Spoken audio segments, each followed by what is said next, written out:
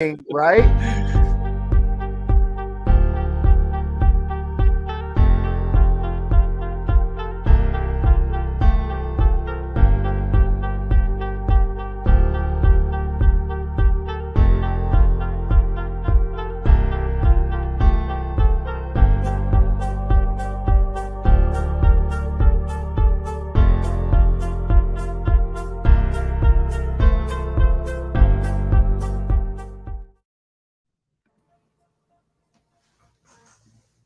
All right, we're live.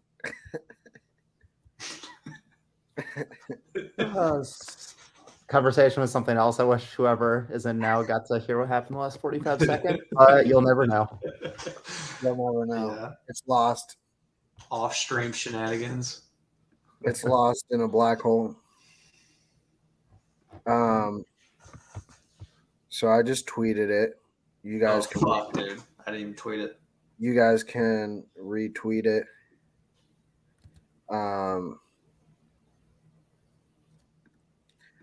Or do your own tweet or whatever. Quote tweet it.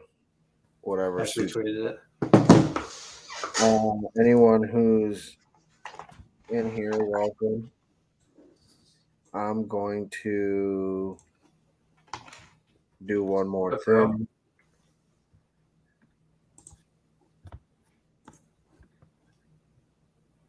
Oh, okay, Michael, you did it for me. I was gonna tweet something under that saying basically the same thing that you said. You got some people in here. What up? What up? How we doing today? What's up, boys? There's all in here. I don't see anybody say anything in the chat. No one said anything yet. We need a first comment. We got a comment. We got 4 comments. Oh, now I'm reading them. Joey, Lane, Drew, course, did you not like the slip I posted, by the way? Dreads in here, dude. Oh my god. Dude, dreads. What's Dreads? What was the word that Dread said? A jungler. He's a jungler. He's a jungler. What? Yeah, no, I said they took our jobs. Who took your jobs? They took her, dude. How's the jungler doing? Do we have a stat update on him? What is that? I heard you guys talking about that. What's the jungler? What's a jungler? I don't even know. Dread was just being a fucking idiot and just oh, he's a jungler. I'm like, what does that even mean, dude? Like, what is a jungler? I'm going to Google. I'm sure Urban Dictionary has something. Has anybody tried that? What jungle is? What does that even mean? Jungle is the position. What is he talking about? What is a jungler? I'm going to go. I'm wondering what it's talking about. League of Legends term. Yeah, I don't fucking do. That's beyond my scale. Professional jungler. Actually, the rank of the day should be about esports.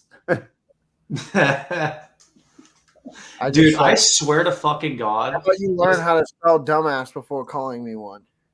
So, dude, if you look, I have my screen up. This play here with these esports plays, this is when the optimizer had insane value. This Ken V play was minus 452 or something. Fudge was minus 300, and then the other ones were around minus 200. Dude, if these two don't fucking hit, oh my God, bro. Ken V's the jungler though. I think he was the one. Oh, so he better fucking hit, bro. Yeah. Wait, isn't it? Wait, wasn't it Dread said he's not trusting a minus 400 play.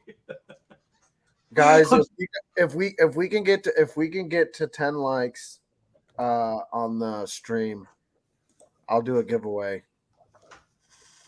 I don't know how. We're already halfway there. I don't know how yet. Wait, we have 5? We have 4. So should I up it? Hey guys, if we get 1 like on the stream, I'll do a giveaway. I saw 0, so I was like, okay. Oh, here we go, 7, bro. You just people already have. Oh, there it is. There's 11. You're fucked, bro. Oh shit, bro. All right. Anybody? I think everybody should qualify for the giveaway besides Dread. He's fading minus 400 plays. So he's automatically banned from getting the giveaway. Dread keeps cyberbullying me anyway, dude. It's taking a toll on me. Yeah, dude. We had someone getting cyberbullied in our group yesterday saying, I'm not taking that play. I'm not betting on a struggling Yankee. Oh, yeah. Okay, what pisses me off about these negative EV morons is, like, honestly, or at least from my perspective, I mean, I can't speak for everyone. I honestly want to, like, help them and, like, help them realize that the way they bet is not smart and, like, to take up plus EV betting. And then, like, they just it's honestly wild. Like, you can't win with them. Like, they're just so dedicated to it. And they'll just like call you a clown or whatever. And it's just like, okay, well then fuck you. Keep losing your money. Yeah, against a struggling Yankee, and then you called him out because he fucking lost. Dude, like, I love clowning on these fucking idiots like after the fact. Dude, I ever tell you guys like I am like a petty fucking asshole, dude. And I bookmark tweets and I will literally come back like 6 months later and fucking respond to people. Dude. I've done that before. I do that all the time. Oh, I did it. So Portnoy did it to Brittany Mahomes. And I also saved it because I also was going to quote it, but he obviously has more pull than I do. So when he quoted it, it was way cooler. Because she was talking shit on New England and Tom Brady. Yeah. Plus EV betting hasn't been great for me the last month and a half, but I still believe it. Yeah, I mean, honestly, like I'm having my first negative month of EV betting since I've begun EV betting. I'm down right now in June. Like, you know, it's not fun. It's definitely not fun, but you just gotta keep going at it. I mean, the proof is in the pudding, right? We have a lot of data to back up why it is we bet the way that we bet. So, guys, I'm going to be honest. They think we are like every other scammer. Yeah, I know, but it's just like, hear us out, you know? I don't feel like the negative EV guys even hear what we're attempting to say.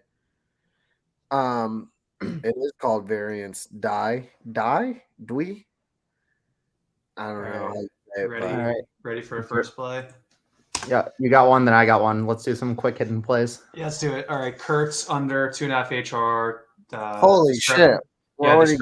Discrepancy with underdog Trout, fantasy score. Don't need to explain. We trust the fantasy score plays. And then I'm looking for one more. I prefer probably not to do a push. On underdog? See, this isn't EV, but I sort of want to take this, though. The Seager and Simeon correlated, even though the odds aren't the best. I have Seager in one. I'm the only one in the crew with a negative June. Yeah, sure feels like it. And then Johnny Brito, this one's like throwing me the fuck off because the odds are just all over the place on this guy. Minus 149, minus 149, minus 145, 169. See, guys, this is something I probably wouldn't advise doing. I'm just gonna roll with this. But you're gonna do it anyway. Yeah, I don't fucking care. And I'm gonna go low. I'm gonna go lower volume on this. My unit size is usually 100, but I'm gonna go with 50 on this because of the burrito. Okay, I just don't want to. I just don't want to play an esports play because I don't want to have too much exposure just to different stuff without a lot of odds not being posted. But we'll see. I would not suggest the burrito leg. I would probably take one of these esports plays, but the first two legs are pretty solid. So I'll roll with that. So we have Kurtz lower than what? Kurtz under 2.5 HR, Trout under 9.5 fantasy score, Johnny Bravo at under 4.5, or burrito. All right, let's lock that shit in. Wait, Johnny Bravo lower than what? My bad. Yeah, I'm gonna pull it back up. Again. I'll pull it back up. I just you shared my favorite play of the day. Yeah, my bad. All right. There we got it right there. What are these $500 entries, Drew? I can't. No, you okay? These are blocking. Our camera's blocking the play. Can you scroll up? Yeah. Oh wait, I can't. Fuck. I literally can't. I zoomed out. Who is it? It's Brito what? Yeah, dude, I literally can't scroll up. No, I get it. But what's the play? Brito Kurtz under 2.5 HRR, Trout under 9.5 fantasy score, Johnny Brito under 4.5 strikeouts. But okay, you said, and I want to start tracking these so we can have like yeah, we'll make a separate group chat and we'll literally just like post them in there, like screenshots, and like keep a tracker, so we can keep a track on it and then keep you guys updated. So yeah, that's the play, guys. Michael was asking about the NFL futures plays. So, guys, this is something that I've been working on. I'll actually end up pulling up my tracker that I made, but I honestly believe there's a lot of value that's lying in these NFL future plays where there's massive line discrepancies between underdog, prize picks, no house advantage, as well as I was pulling off projections off a sleeper, and as well as looking at odds from DraftKings as well. And literally all these plays here are huge line discrepancies. CeeDee Lamb, he's at, I believe, 9 on sleeper. He's at 7.5 on prize picks. Olave's at 5.5 on everywhere else. And he's at 7 on sleeper. Sleeper is not like a legitimate book where you can bet on, but I personally believe that they have strong projections, in terms of like projecting out like what they think players are going to do for the year. Kirk's at 5.5 everywhere else. We're getting a 4.5 here. Judy's at 5.5 everywhere else. We're getting at 4.5 here. He's at 7 on sleeper. He's on 6 on sleeper. Devontae Adams at 10 on sleeper. He's at, I believe, 8.5 on prize picks. So what the heck? Okay. Are you done bullying me for having never mind. I just saw the DGF channel. Oh, that's you typing there, Vic. I'm fucking so stupid. Okay, and then there's more discrepancies. So Lockett's a huge discrepancy. Amon-Ra is not a massive discrepancy, but I'm going to pull up this tracker in a second. I essentially was trying to play plays over 20% discrepancies between prize picks, underdog, sleeper.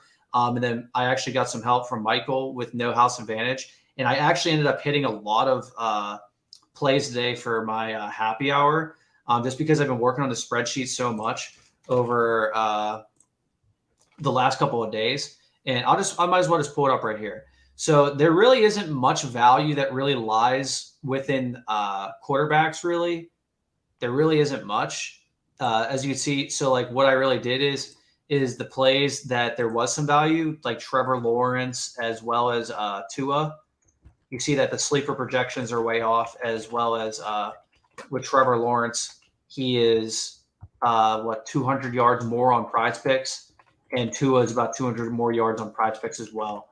And then you can see it's even more actually for Tua on sleeper.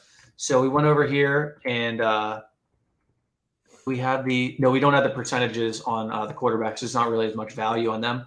But on wide receiver, here's where there's a lot of different discrepancies with receivers. So I highlighted anything that's close to around 20% in this column here. And here I was starting to highlight some stuff, but I really wasn't taking anything over 20%. As you can see here, 25.33%, 23.45%, 24, 21. And there's even more discrepancies, especially with the touchdowns. So this is something that I was looking for in terms of line discrepancies with like percentage differences. However, people get really caught up in something's plus EV or whatever because of difference of percentages. The more so I was looking at this just to see how much of a difference there is between all the books. And me personally, I mean, this might not sound, I feel as if I'm going against the grain with what I'm doing here. And I fully believe that these futures bets are way off right now. This is why I'm taking a very calculated risk on this. And I have around like 2,000 to 2,500 on the line doing these. And I would not suggest you guys like putting that much money on this. I'm more than willing to take on some risks like this. If they don't hit, I will admit that I'm wrong, and that's that, especially if we get bad closing line value once kickoff starts. But someone who, I started betting an NFL season last year and like around November, December, when I started getting more serious, something that I noticed with prize picks and underdog is that the lines would move up always like higher throughout the week. And Sleeper, from what I remember when I was betting on there too, Sleeper was the most consistent platform in terms of the lines not moving that much. So I'm using that information to form this theory that I believe that the books are way off. And guys, like 1 week in the NFL, there could be massive line moves. We're fucking 2.5 months out from the season starting. I believe that the lines are going to shift drastically, and we have locked in a ton of value on a lot of these plays. I mean, look at some of the stuff right here. I mean, 38.46% difference, I believe, in CD Lamb touchdowns, 33% difference, I believe, Devontae Adams touchdowns. One of these, 55% difference in Olave and sleeper projections. Kirk, I think that's Kirk, 55% difference, as well as that's Jerry Jeudy. Or no, that's Brandon Ayuk. So I have him in another slip. But guys, this is just something that I did and what I've been working on. I tweeted it out, this spreadsheet that I had. And like I said, I got some help from some of the people within my team. Michael has helped me out, some of them. There's really not much value on tight ends. And there's some value actually that lies within running backs, such as rushing yards and stuff like that I really hammered on actually today on NHA. Like, for example, the differences between Rashad White is insane. And I ended up getting it, I believe, like 675 yards rushing on NHA today. I got J.K. Dobbins at 800 yards rushing. Like, guys, this stuff is fucking nuts. Like, I will be shocked if we do not get like great closing line value by week 1. I will be absolutely shocked. So, I look at this type of stuff as an investment. And what sucks though, and I get why people don't like to do NFL future bets, is because betting is about, being able to play. It's a daily ROI compounder where if I have $2,000 locked up, I can't use that $2,000. So I ended up using that 2,500. And then I actually put another 2,500 back into my account so it doesn't mess with my bankroll. I have to decrease my unit size. And I'm going to actually explain more about what I did in the coming days, and just say that I ended up putting a little bit more money back in my account just so I don't have to lower the unit size. I want to keep compounding my account, but I feel as if I have a massive edge with these NFL futures bets. And I could be wrong, guys. I can get completely wiped out, but sometimes in life you got to take big swings, and you strike out, or sometimes you get a huge home run. And this is where I assessed the situation, thought that this risk was worth taking, and then decided to shoot my shot on these. But I'll show the rest of the bets that I have here. So we got $500 bet, 10K bet on this with all these guys. Some more line discrepancies. And then I locked in another one for 3,500 correlating with Quentin Johnson and Justin Herbert, Terry McLaurin over 4. And guys, just to show how much of an edge people are getting, I remember I saw Alex Monahan. He had Terry McLaurin at 3.5 touchdowns. That is fucking nuts. Terry McLaurin at 3.5 touchdowns. I think he's at 5 on some platforms now, on Prize Picks or whatever. So, the earlier you get in on some of this type of stuff, you can create huge edges for yourself. But you can also create, bad closing line value for yourself. Let's say, for example, I was to take a running back here or some free agent. Let's say, for example, I take Cam Akers, this example. Cam Akers over 750 rushing yards. But for whatever reason, Dalvin Cook's I'm going to go sign with the Rams. That line is going to be awful then, because Dalvin Cook's going to be the starter. So you got to be aware of the risks that you're taking with this type of stuff. I don't do stuff like this often, but I believe that this was a risk worth taking, and I wanted to shoot my shot on it. I think I really explained it, a lot of what I'm doing. If you guys want to roll with something next. Boys, can we talk about how to tell which Nick Kurtz prop to take? Both Prize Picks and Underdog have them at 59%, but different prop. I'm going with the Underdog one there, and I don't know if you want to go to the DGF screen real quick to show. I'm going with Underdog there because the Prize Picks is a push play. The Prize Picks is over 2 HRR, while the Underdog is under 2.5. If both are, and honestly, this is rare. That's not something I see often.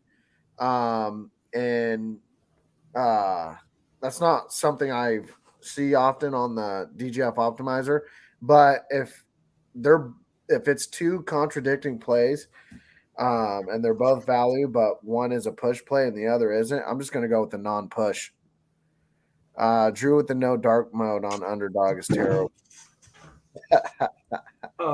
Deal with it. I'm actually curious about that one. I'm happy to discuss about that a little bit because I see what you say about the push play, but the only reason we're getting good value there is just because the lines are different. We have no clue if Nick Kurtz is going to get 2.5, 5.5. There's no.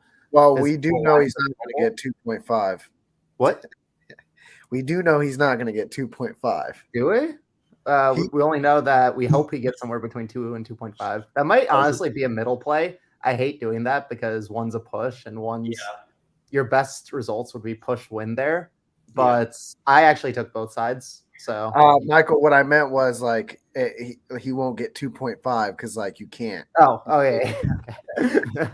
So I'm happy to share my screen for what I took as a middle play for that because I'll be honest, I took both sides. Yeah. Let Michael share his screen. I think both sides. Yeah, I think both sides is fine too because if you get the push on Prize Picks, you can still get a payout, and then you still get the payout, and then on underdog you get the dub. So not a bad middle play either. Yeah, I'll read this one out because I know Nick Kurtz starts soon, so I'll get people to go ahead on these plays if they want. So this one's Nick Kurtz on the over 2 HRR. Honestly, we hope he gets 2 and pushes. That'd be ideal for both sides. Insanity less than 3 kills on map 1. Rascal more than 2 kills on maps 1 and 2. And if you want to take this play, just screenshot it, honestly, so you can type in some of the League of Legends lines. Canna with 3 kills on maps 1, 2, and Krakow with 2.5 kills on maps 1, 2. Moore's on everything except Insanity will be at less here. These are just the top plays pulled from the optimizer. Nothing special, nothing. I don't know if they're junglers. I don't know if they live in the jungle, if they live on the streets. I don't know where these people live, but they live in their fucking mom's basement. So they're dorks. Oh my god, dude. How about the same? So let's see the comments there. How about when it's the same prop but on parlay at 60%, but on Prize Picks it's 51%? Send a screenshot. If there's something that's a discrepancy, I feel like you're making shit up at this point. But if there's only a discrepancy between sports books, it should be effectively even on both sides because it's just comparing sports books to one another. So he's actually right in terms of what the optimizer is saying because you look at Kurtz. He's 2 then 2.5, 59.93%, minus 192 DGF line on Prize Picks. But then if you go to on underdog, who's Rascal? You want to here? Let me. You want to give me back the screen, Vic? Take it. Okay. I already did. Okay. All right. Okay. So we'll go back to Prize Picks, like I was saying. So same exact play, except it was the opposite over minus 192. But then you go to underdog, and he is minus 219. But it's the same odds. That's the thing. My 59.44. And oh no, it's actually saying it's better on Prize Picks. So this is where this actually sort of confuses me myself in terms of the differences of percentages and stuff like that.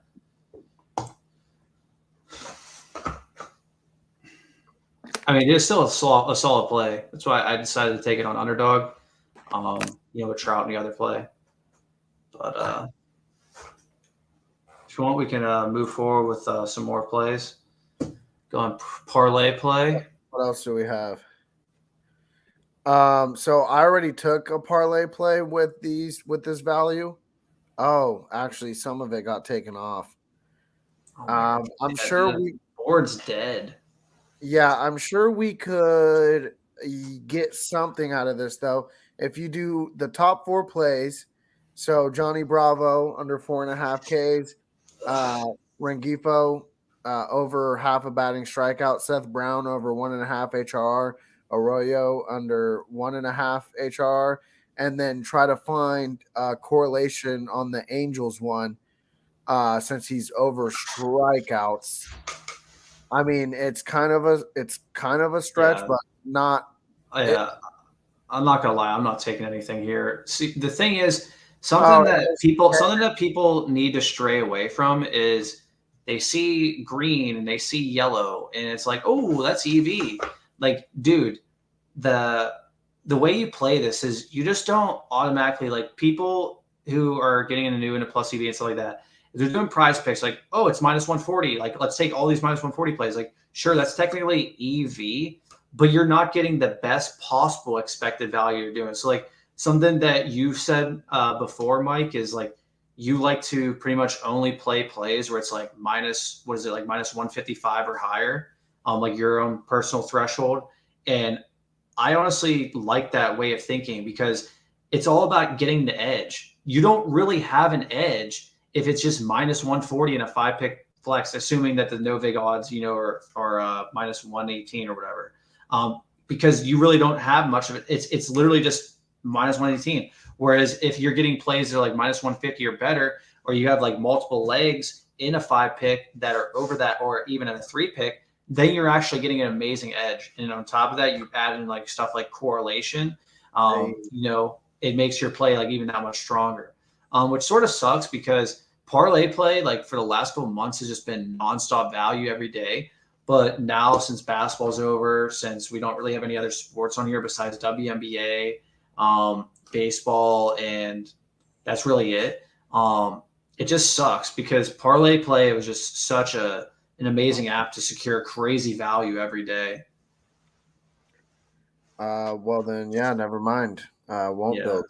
Won't build. I just don't. I just don't want to give people I just don't want to give people a lower quality play, man. Like that's like you seeing like this one is okay, that's fine, but then like you're going into here minus 130, minus Well, 130. Like these well, just aren't well, solid. no. What my idea was to take the top four and then find a correlation if I could with Rengifo. I mean, it wouldn't be a fantastic play by any means, but yeah, I mean, it's not completely terrible. But I mean, The first one I see is Drury. you make a you do make a good point though. It's just like it's it is important not to just like force plays. Yeah, I mean, dude, for the last couple of months, I've been having like at least like 10 plus parlay plays a day. Now I'm having I have like two. I literally have just two right now, guys. Well, and once football season and stuff comes back, like we're gonna have a lot more value, and so like obviously we would rather be we took it easy during the slower months and then sat tight so you didn't lose a bunch of money, and then you're not just like chasing your losses. By the time you get to football season, you actually are somewhat in a good position. I do see Trout under 9.5 on Underdog popped up. I don't Yeah, believe yeah, I hit that with the was that wasn't the original play, was it? Oh, it was. yeah, I it guess was. I It forgot. was. I Yeah, and guess they already pulled it's Trout, Kurtz, and Brito. Never mind then. So yeah, so like going back to like what you're saying. So like here's where if I were to take something on Underdog instead of the esports, I would take Trout. And then yeah, Corey Seager and Simeon are not technically plus EV because you're looking for 55% or more, minus 122 or higher, no vig in a 3 pick.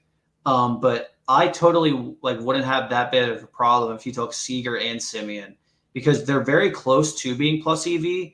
But personally, I feel as if you have that potential positive correlation playing in your favor. Let's say, for example, the pitcher that's facing the Rangers is playing out of his mind, and you have the unders on both of them. Then that's a smash play, and then you have this Trout play, which is a pretty solid plus EV play.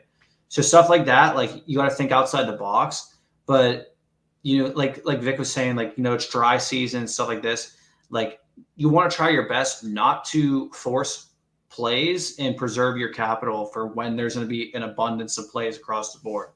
It sucks now that it's slower season. Like we have baseball, and then during other days of the week, there's other sports you could capitalize on. But it's really just baseball that we're be playing. And also there is still value throughout the day. I mean, don't get don't get too discouraged. Still be checking the optimizer and seeing what's out there. I mean, I have a lot of slips still tonight. It's just obviously not going to be as much volume. Just don't expect to be putting in the same amount of volume that you put in during, when in the fall, when it's football, basketball, hockey, and even baseball going on all at the same time. Like, obviously, there's going to be so much more volume when that's going on as compared to now, but it's not like there are no plays now. You just have to, you just have to understand that you're not going to be playing as much as you are in the fall. But there's still value out there. I got to play for us on Hot Streak since it's the top of the hour. You guys want to hit this now before it gets pulled? Dread's yelling at us. But anyways, the hot streak. Yeah. Okay. So literally topping off the optimizer, Miles Straw over half a base, 4.41% EV, and then I already looked. Trent Grisham, he is under half a hit, plus 120, 2.6 EV, minus 160. So boom, that right there is a very good play. There you go. Yep, you got it right there. It's hard to share on Hot Streak, so you get to see my phone. Miles Straw. Hey, Michael, you're being summoned. I know. That was very aggressive. I know. I already Michael in there. I haven't. I mean, link us if you see something that's 60% on one and 51% on another that doesn't have additional sportsbook lines. Because if it's 60% on 60% on one, then you're having a sportsbook line that compares like DraftKings, FanDuel. If it's 51% on another, then you're also comparing sportsbook lines. So that's how it should work. But if you see something, send it to us and I'll check it out. I answer my DMs sometimes. Oh, yeah, we get some pretty wild DMs. Rebecca, he just told you to DM him. Told you to slide in his DMs. That should be a fun thing in the future. Anonymize it and anonymize the DMs. Let's say some of the stupidest things we've been sent. Oh yeah, we get so many funny DMs on a daily basis. What's up, Dustin? What's up, bro? Oh, right. Wow. So we hit our jock streak play. Let's see if there's anything else on jock this streak. Yeah. All right, yo guys, I will do a $100 giveaway. Actually, I will do $100 giveaway to anybody in the chat if there is a plus EV play right now on Thrive Fantasy. I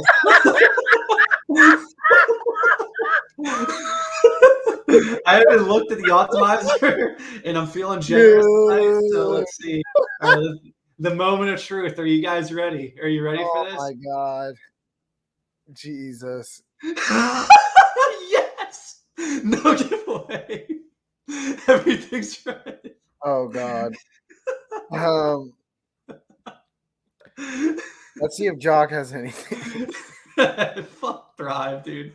Anyways, yeah, let's see if there's anything on here. So, yeah, dude. I mean, there's really like one solid play on here. Yeah. And the thing about Jock is I like this Joey Gallo play. I would play this even though that they are favoring the over on his half a base, but we have that push potential. But there's nothing else here that is even plus EV. Like everything here is pushes, and then like none of this is quality. So like you guys don't want to take this. None of these plays are good. Besides Gallo, there's not another play pick it with. Hell yeah, Dustin. Love to hear it. I hope my laugh didn't wake your son up. Vic has the funniest fucking laugh, dude. Yeah, my senior year of high school, I won most distinct laugh. They had like 10 different they called it senior superlatives, and that's the one that I got awarded. Superlative? You mean superlatives?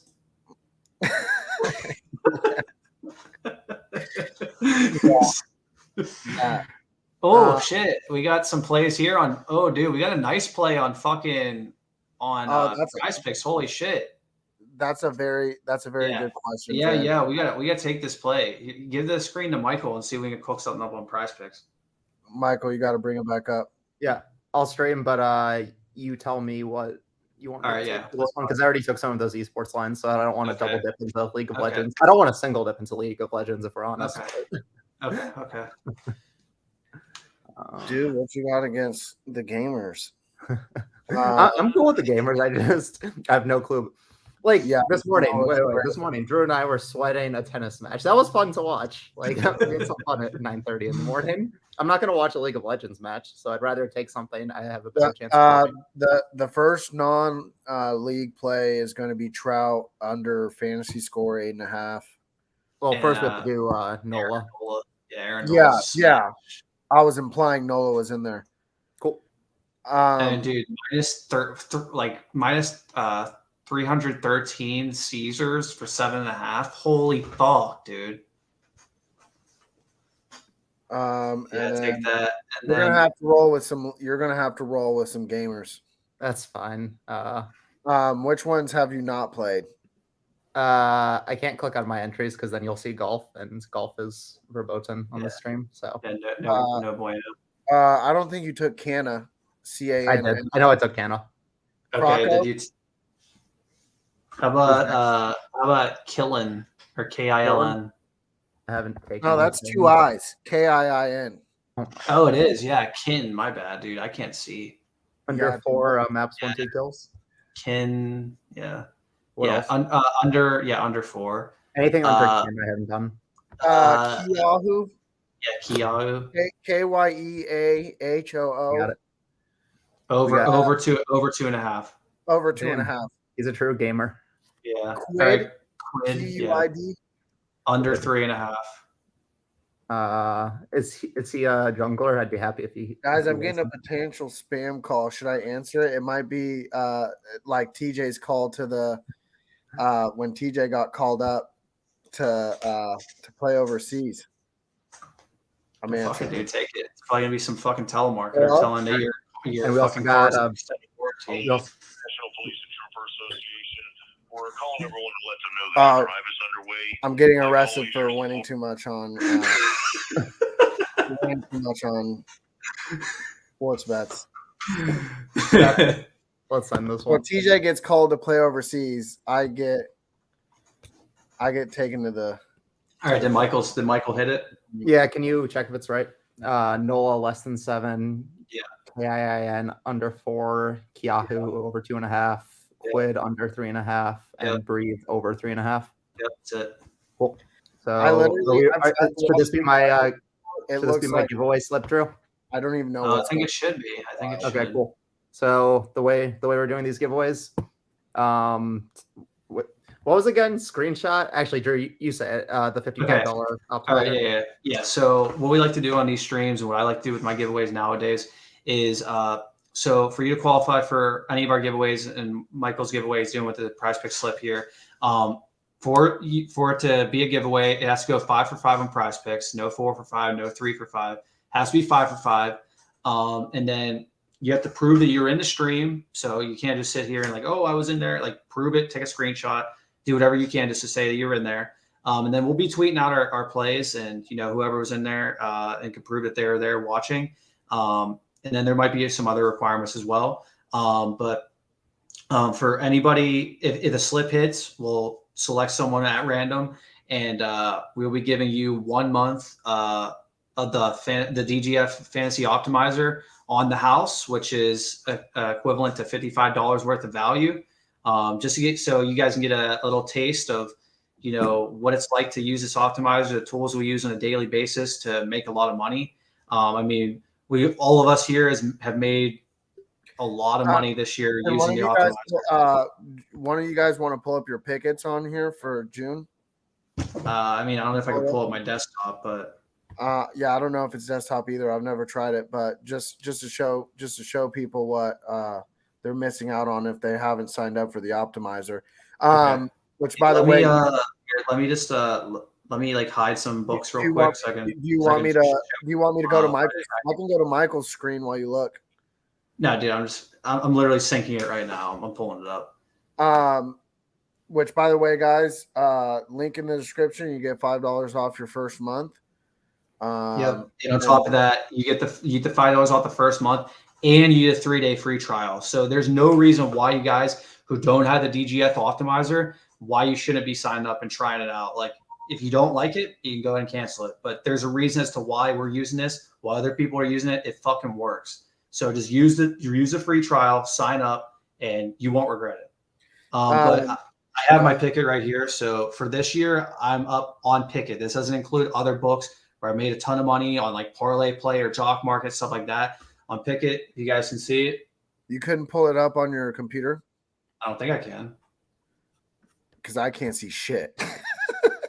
Okay, fuck. But let me see if I can try to pull it up. I'm also wearing sunglasses. I can pull it up. Yeah, I can pull it up. No, it doesn't let you.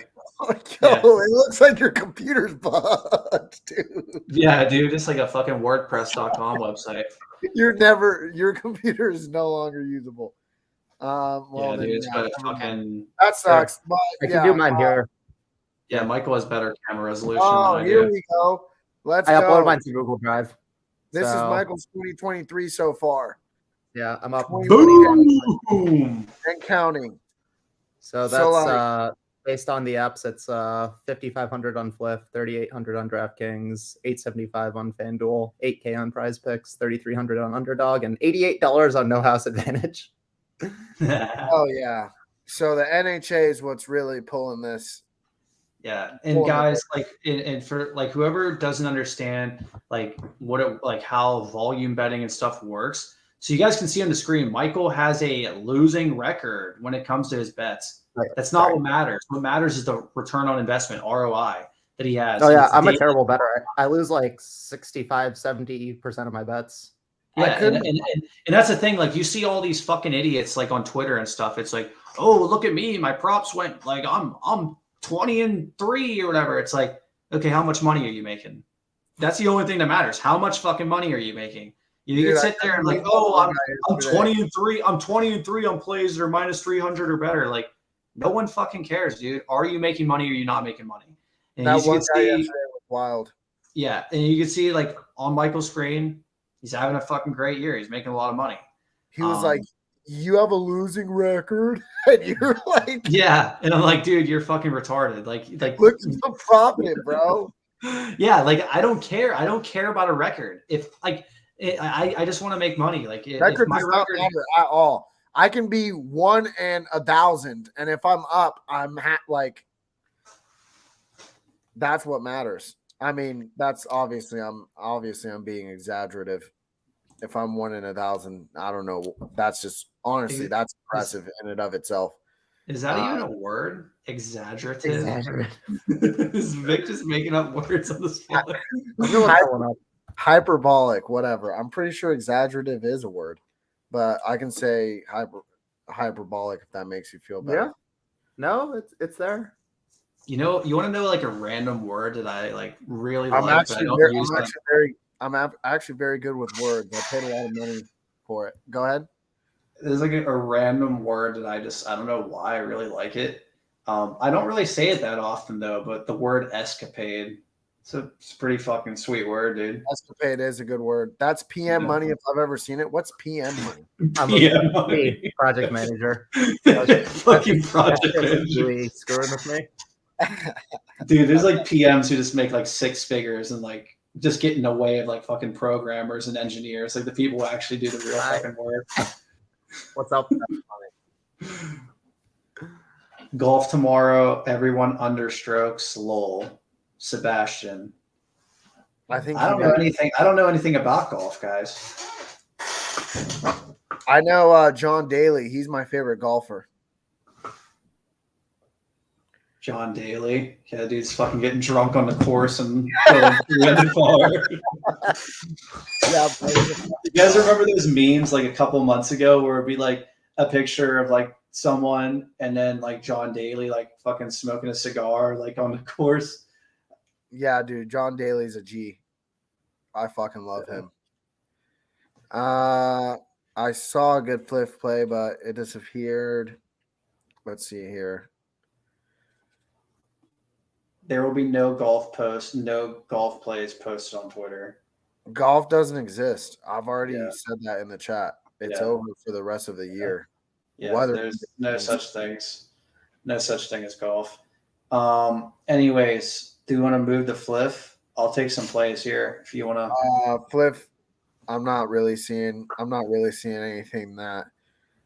I mean, You want to take you? all I these mean, I'll plays consider taking that long shot play on the top. yeah, all these plays are good. Like the top one is Stocks Twins over 6.5 first half runs, plus 270.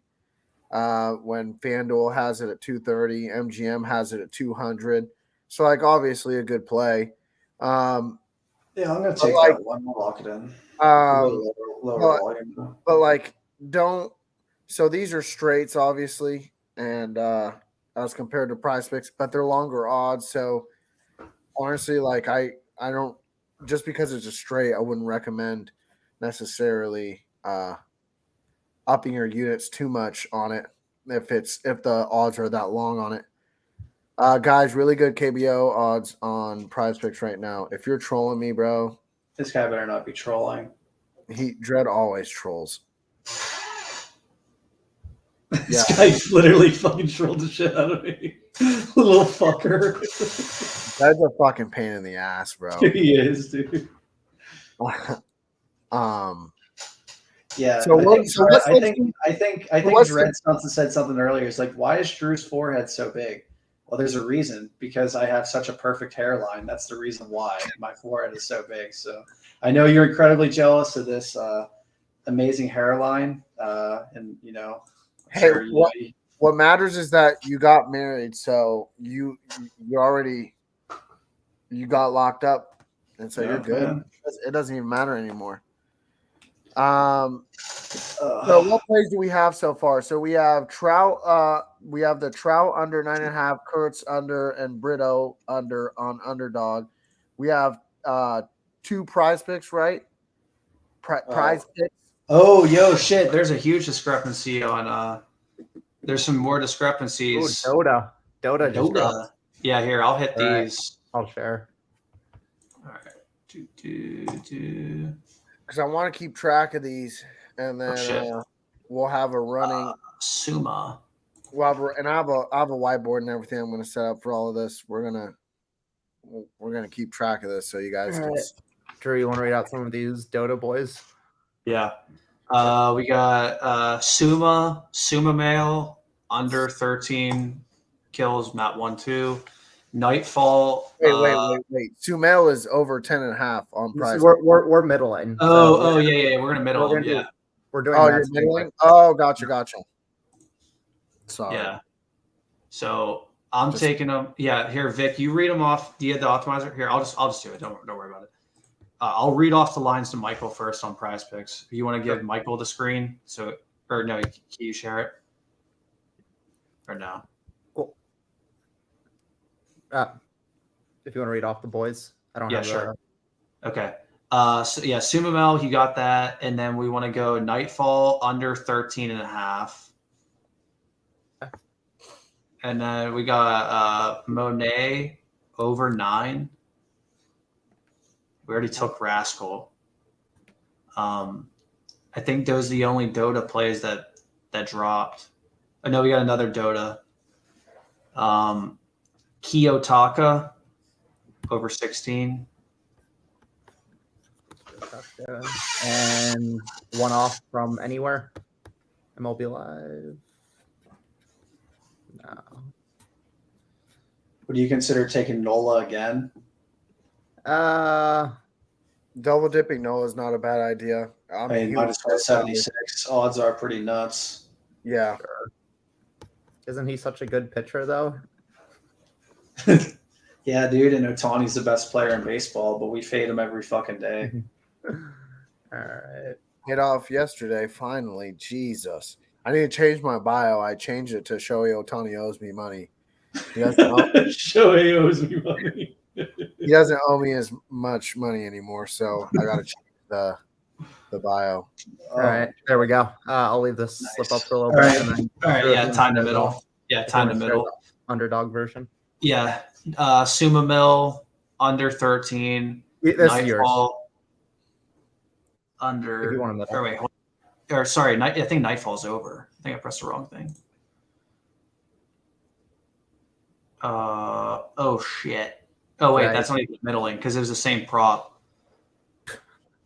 Oh, is it versus Betano? Wait, hold up. I think I'm looking at the wrong screen. All right. Yeah, Nightfall, yeah, my bad. Yeah, I was wrong. Nightfall's actually over. Over Okay. 13.5? No. He's over 11.5. You have it right. We're middling it. And then Monet. Did we have Monet? Yep. Okay, and then we'll middle it. Okay, perfect. And So then, I'm taking the Monet under, and Michael took the Monet over. One of you guys want to explain to some people in the chat who might not understand middling just briefly? yeah, I'm happy to. I know Vic doesn't like middling, and I'm okay with it. But I don't hate it. But anyway, go ahead, Michael.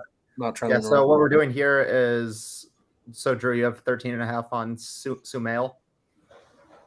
I have 13. Okay, 13. So, for example, it's kind of like that college baseball play earlier. We have one guy getting over 2 hits and 2 hits, runs, and RBIs, and one guy getting under 2.5 hits, runs, and RBIs. 0.5 of a discrepancy there is big. And for this play, we have a 3 discrepancy. Do we know how many kills Sumail will get? Not at all. We don't have any odds. So we get implied odds from having one book saying 10.5 and one book saying 13. So the true probability is somewhere most likely in the middle. So it's probably like 11.75. There's about a 10 to 15% chance that both of ours will hit. The whole end in that 10.5 to 13 range. I think Matt has a sheet tracking it historically. Yeah. And that's, I mean, if you have a 13% chance of winning both props, that's honestly great. You can't find that in any other sport there. So esports has a ton of these. We send them every day, and middling's a good opportunity to try to get a little better chance of guaranteeing profits there. Yep. This is a great explanation. I sadly couldn't take the other play. It didn't let me. So I had to plug in another Dota play. Makito under 14.5. So, but we have the first 2 props. So that'd be pretty sweet if yours the Dota, the Sumamil goes over, and then mine goes under, and it hits that sweet spot, and then Nightfall goes over, but then he goes under for you. So that'd be pretty cool. We have a question here on is it rare to see Nola under 7 on Prize Picks when his sportsbook line is 7.5? Drew, if you want to go into that one. Sure. So it's honestly not that rare. It happens all the time, especially on books like Parlay Play where there's discrepancies. That's where you make a lot of your money on Parlay Play, is with discrepancies. And this is what happens all the time where, these platforms, these DFS apps, they have different lines set compared to where the sportsbook line is. And this is where we take advantage of opportunity, where there's value, where we're getting that extra half a strikeout or even sometimes a full strikeout difference of value. And stuff like that, guys, like makes a world's difference. You might think like, 0.5 discrepancy. The name of the game in sports betting is getting an edge. You have to gain yourself an edge in any possible way you can, whether it's, half a point, half a strikeout, half a shot on goal, whatever it is. That's going to get you an edge. And over a long period of time, by continuously getting more and more edges on a daily basis and plus volume or plus EV betting and high volume amount of bets, you're going to be very profitable long term. So if you don't mind me cutting you off there, This one's a little different. So Nola is 7.5 on the sports books, and we're taking the under on 7 because the under on 7.5 is between -205 and -235. Yep. So we're going half a strikeout below that sportsbook projection, and we're still taking the under. Yep. And that goes to show like that, even though it's down half a strikeout, it's still very good odds and still very plus EV in a 5-pick flex where you're getting it at minus, I think, was it -176, but that's with the VIG included. Michael, can you lower your camera a little bit? Can I what? We can't see your beautiful face. You're talking about me or Michael? Or I meant Drew. Sorry, my camera's a little messed up. Sorry, if I said Michael, I meant to say Drew. All right, I think we're good now. Yeah, we're good. But yeah, that was a good explanation by Michael in terms of like why we're still taking it. It's a lot of value, guys. That's the reason why we still roll with that. Yeah, we're But still taking the under, even though the under is not technically what the sportsbook says. But since the under on what the sportsbook says is like minus 230, obviously we're taking that because if you offered me a minus 230 line, I'd put the whole 2.5K in my account on it. yeah,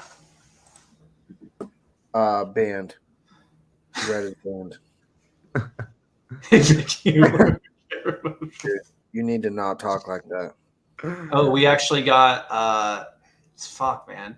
We have 2 good plays on Jock Market, but we don't have like a third good one. What do you guys think about MLB live props for like first half and second half props for NBA, WNBA? If there's value, then yeah, go for it.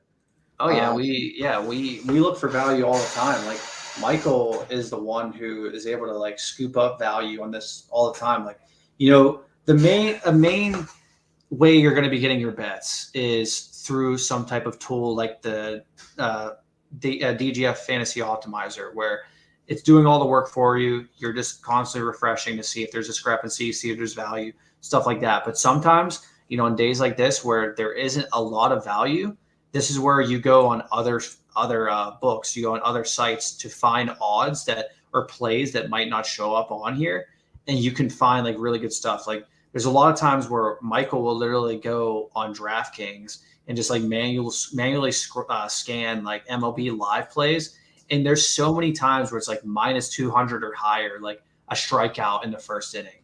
Tommy Henry. Yeah, yeah, like. We like there's so much value that can be found, but go ahead. I'll share the one I had from today. That'll be my promo right now. Sorry, what's the Jock promo? The Ricky Fowler. Yeah, Ricky Fowler. You know what, guys? Actually, I'll fucking do that right now. We'll roll with that. I need all the fucking help I can get on Jock Market. I've been getting my ass beat. I don't know if I want to take Fowler with that yet because Gallo is a push. I sort of want to actually. I'm going to hold my Fowler discount line. I do really like that Yu Darvish play. I mean, that plays. How's Fowler a push? It's 36.5. No. I meant Joey Gallo or Gallo, whatever his name. Oh, Gallo. I thought you said Fowler. My bad. Yeah. Yeah. Let's see. Dude, that was so unfortunate that Ricky Fowler like lost, dude. You have Yu Darvish under 5.5 hits allowed.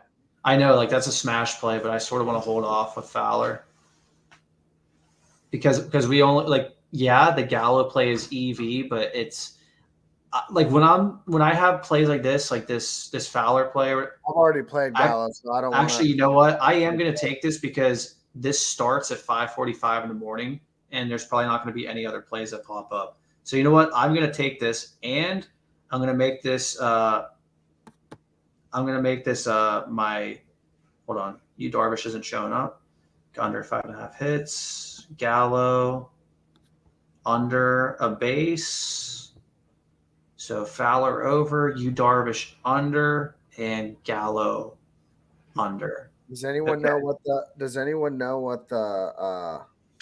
what the max is? 20. 20 on this? Yeah, it's always 20. Okay. So all right, guys. And I just hit this. I don't know if you can see it. My resolution is really bad.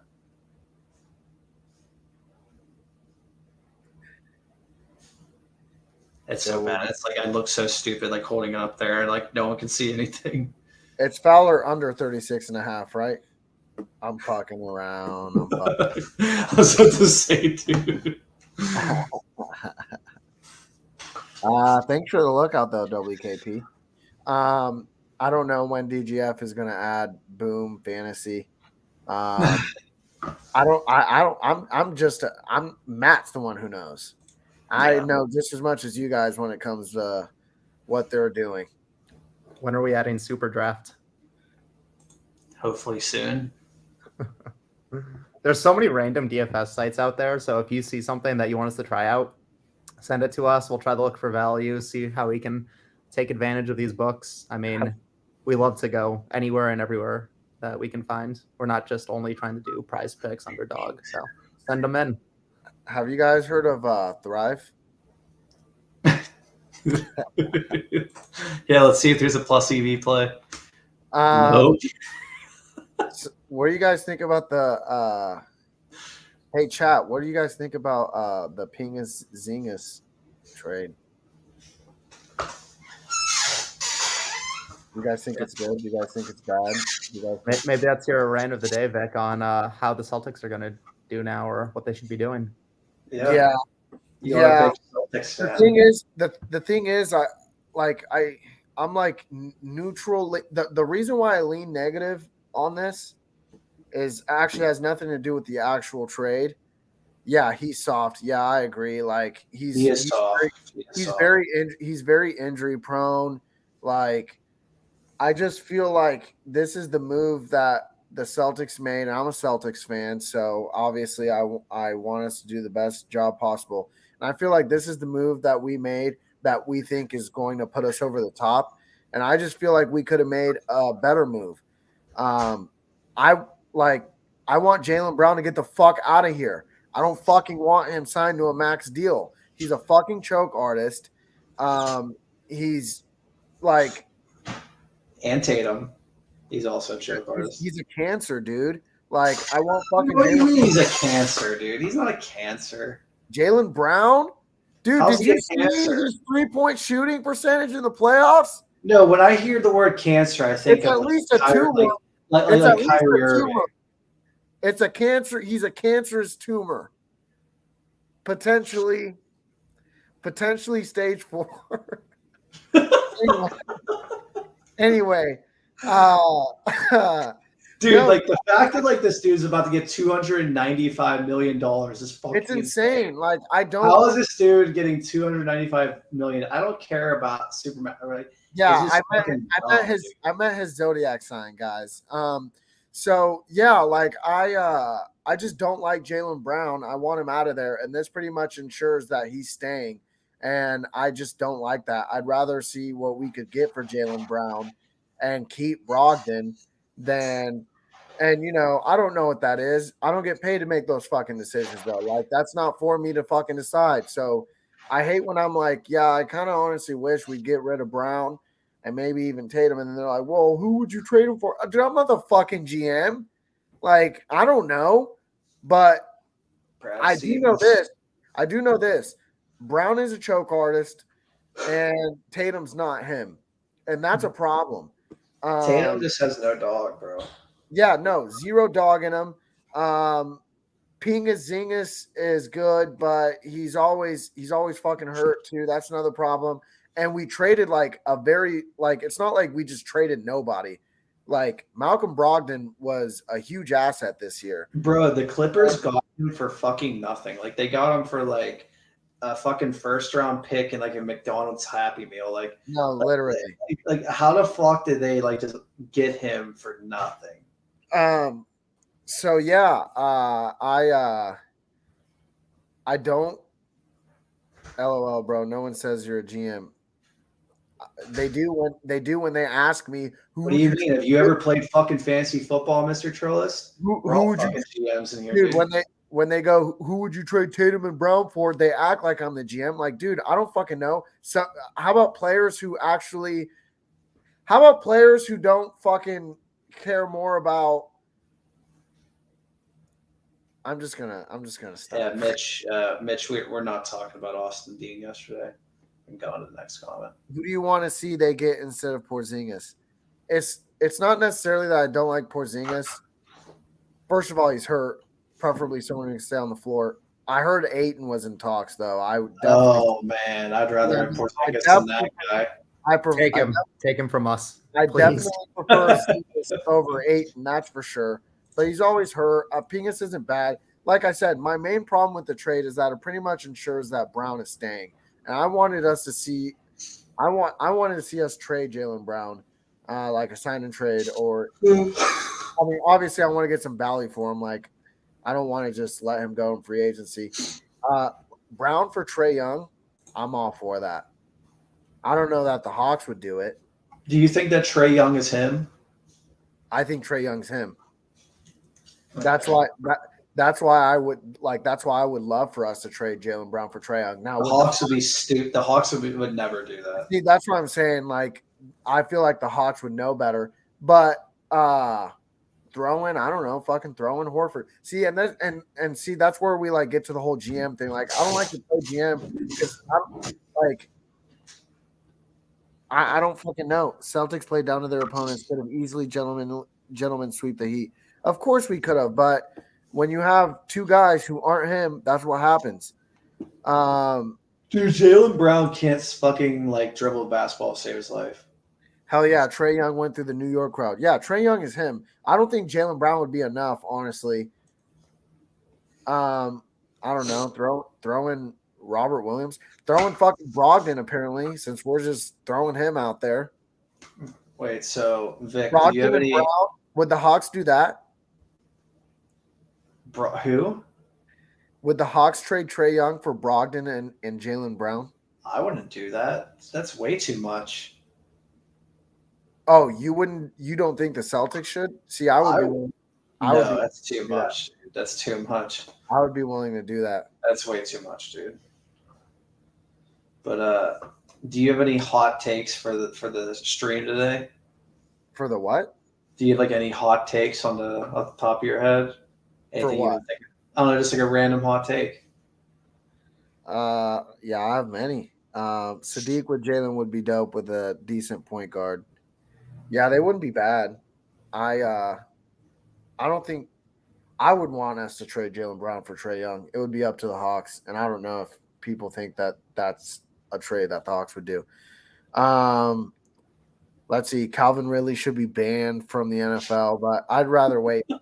I'd rather wait till the beginning of NFL season for that one. Oh, Patriots are going to get Hopkins, and when Jaylen Brown for Zion, ooh, no fucking way.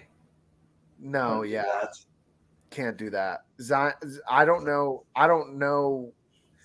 what Zion. Dude, I used to love Zion, and then besides, he just really pissed me off. Get girls pregnant and fucking make sex tapes. I don't know what Zion does. And fucking eat McDonald's cheeseburgers. Yeah, dude. Did you see when he broke the floor? You see that? When he broke the floor on the dunk? No, what the fuck? He bent the floor. He bent like the wood panel. He exploded through a shoe too, dude. That dude is just like a freak of a human being. Yeah, Zion's not enough for Jaylen Brown. I'm trying to think of who we could legitimately trade him for besides Trae Young. Like, who would take him and what we could get for him. But, I mean, there's somebody out there. There's somebody out there we could trade him for that I'd rather have, I'm sure. But, yeah, it's not Zion. Pats are going to get Hopkins, though. That's going to be lit. He's so stupid for going there. Why would he want to go there? Dude. You just want to go to some irrelevant team that has no chance of winning a Whoa. We're not irrelevant with Hopkins. You guys are irrelevant, dude. You're still not going to even finish second in division with him. Or we have the hardest division in football. Yeah, I know. That's what I'm saying. You guys are an irrelevant team. You guys will be beating over. We might with Hopkins. We might. Tua can't stay healthy. Dude, the Dolphins are way better. Like, dude, I honestly think that you guys are going to finish the Dolphins aren't way better. They are. They're way better. The offense is so much better. It's not even close. Yeah, but their defense blows. Their defense improved a lot over the offseason. Do you want to look at what their record was compared to us last year? They weren't that far. They didn't have fucking Tua for like half the season. Okay, and that's what I'm saying. No, but that's what I'm saying. If Tua's in, like, with the injured Tua, they still were better. The Pats suck. Yeah, no, dude. You guys have no fucking offense. I don't care if you guys get Hopkins. The Jets are not going to the Super Bowl. No. Aaron Rodgers is working with guys who are too young. It's kind of like right guy, wrong time, I guess. I don't know. Like, Garrett Wilson is a stud for sure, and like they have pieces, but they're not. That team isn't designed for a Super Bowl run. I think it's still Chiefs, Bengals, Bills. Yeah. I think. I'm not giving the Bills that much of a shot. I still am. I mean, yeah, I've been fooled by those frauds so many times. I have, but it's not like they're losing to scrub teams. They lost to the Bengals. They're like these like favorites, and everybody's like it's their year. It's like I feel like these guys are like the new fucking Cowboys. Like everybody's like thinking that they're always going to win. Okay, that's a stretch. The Cowboys aren't even winning playoff games. Like the Bills aren't on that level. Mahomes' dad smoked that Burrow pack again. Probably not, if we're being honest. The Chiefs, fuck the Chiefs. Jets will be decent. Yeah, Jets will be decent. They're not going to go to the Super Bowl or anything, though. I mean, obviously better now that they have a QB. But anyways, they no longer having a dude who's fucking his friend's mom shit on the fucking quarterback. Wait, like fucking Zach Wilson, freaking scumbag. Oh yeah, I forgot about that. Yeah, he's a scumbag. And then he wants to he wanted to act all douchey when like they asked him, he said, I'm gonna make that dude's life hell in practice. It's like, dude, you don't make anyone's life hell. You fucking suck. You make your teammates and receivers life hell. That's who you make. You make Garrett Wilson's life hell. That's whose life you make hell. Garrett Wilson, he's like, God damn, can I get a fucking pass that's catchable? Do you remember a couple years ago? How about the Falcons suck? Wait, do you remember a couple years ago when Lawrence and Gardner Minshew were supposedly fighting over the starting job? And I forget what the headline was, but Gardner Minshew said he was going to take a shit until the fucking starting job was announced. Oh yeah, I remember that. That shit was funny, dude. Minshew's the man, bro. I love that guy.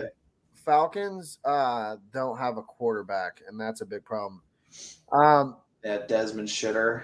Cowboys are chokers. I don't even know if they're chokers anymore. I don't think they're chokers. They're chokers. Well, how can you be a choker when I don't think anyone believes in them anymore. Like who's out there honestly saying like, oh yeah, Cowboys?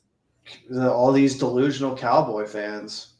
But are they? I see everyone hates on the Cowboys because of that, but I'm not seeing that. They're annoying, dude. Like this franchise is America's fucking team, but they haven't won a playoff game in they haven't been to NFC Championship in almost 30 years now. No, I get that, but I don't see their fans out here being like, this is the Cowboys' year. Like I don't mean that is like what they're known for.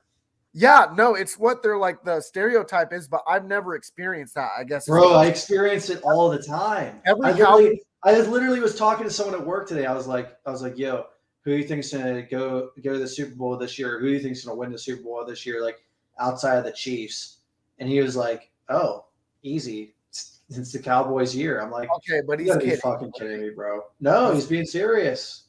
See, I just haven't experienced that. Every Cowboys fan that I know is actually, if anything, they like sell their team too hard. They're like, dude, we fucking suck. We're like a bottom of the barrel team. And I was like, I wouldn't say you're bottom of the barrel. I'd say you're mid.